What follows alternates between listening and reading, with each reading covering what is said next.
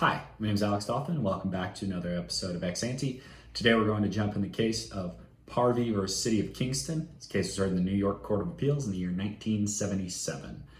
Let's go ahead and jump into the facts of the case. So Parvi was in the City of Kingston with a couple of brothers. These brothers were drunk, as was Parvi. The drunk brothers were fighting with one another.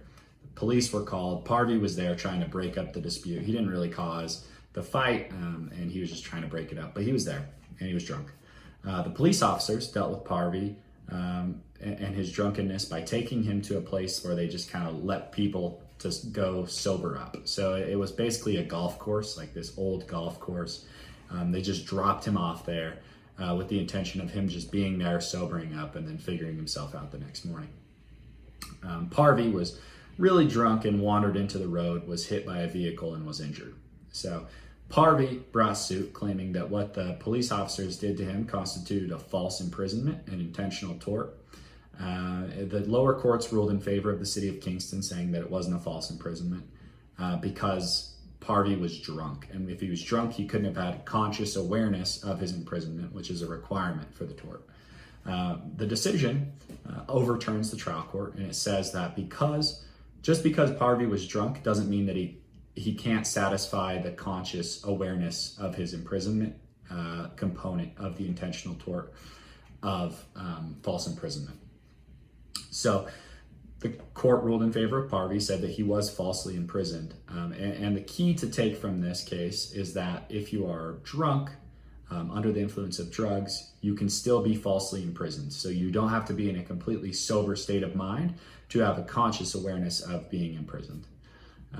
So that's the case. The ruling is a pretty short one. Let's go ahead and jump into the ex ante implications, which could be interesting of this in this case. The first one seems like a good and a just ruling. You know, Parvi was just drunk. He wasn't causing the problem between the two brothers.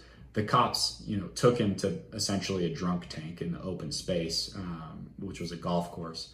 Had the officers not have taken him there, Parvi might have wandered into the street and gotten hit by a car, but it's more likely that because he was in that unknown space, a spot where he hadn't been before, that he did wander into the street and get hit by a car. So it seems just to let Parvi recover against the city for this, considering he didn't do anything wrong to be arrested for. On the other hand, when we allow people to be falsely imprisoned, even if they're drunk, they can have a conscious awareness of being imprisoned when they're drunk. It kind of hinders society's ability to confine people who might be dangerous, who might cause issues. I'm just thinking of if you're at a party and you have a friend who's extremely drunk and he's beginning to act up, and you say, hey, just go in the room, and then you lock him in the room for 10, 15 hours and he can't get out. There's no way for him to get out.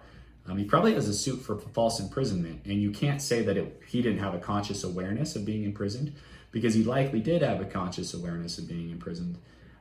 Because under this precedent here in this case, it doesn't matter if you're drunk or under the influence of some type of drugs, you can still satisfy that conscious awareness component of the intentional tort of false imprisonment. I think those are the two kind of sides of the coin to take.